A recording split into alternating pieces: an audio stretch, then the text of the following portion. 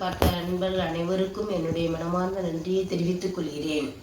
என்னுடைய குருராஜரை பற்றி நான் ஆத்ம பக்தியுடன் வேண்டுவதால் என்னுடைய காரியங்கள் அனைத்தும் மிகவும் சந்தோஷமாக வெற்றிகரமாக நடைபெற்று வருகின்றது என்பதில் எந்தவிதமான ஒரு ஐயமும் இல்லை.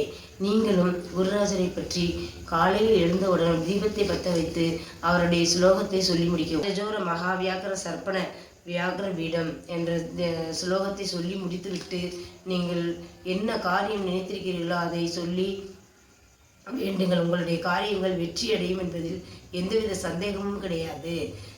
அப்பண்ணாச்சாரியார் குருராஜருடைய ஜீவசமாதியின் அருகில் சென்று கேட்டபொழுது ஒரு சவுண்ட் கேட்டது.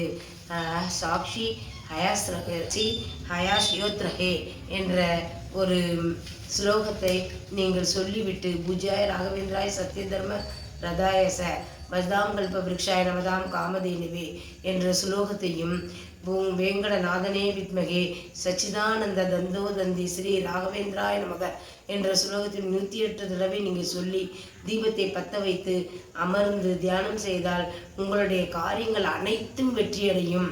இதில் எந்த விதமான சந்தேகமும் கிடையாது.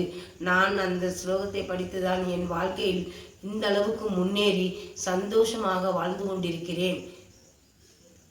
ஸ்ரீ ராகவேந்திராய நமக. என்னுடைய சேனலை எல்லா அன்பர்களும் மீண்டும் பார்த்து சந்தோஷம் அடைங்கள். என்னுடைய நான் சொன்ன அனைத்து ஸ்லோகங்களையும் சொல்லி நீங்களும் பயன்பெற வேண்டும் என்பது என்னுடைய கோரிக்கை.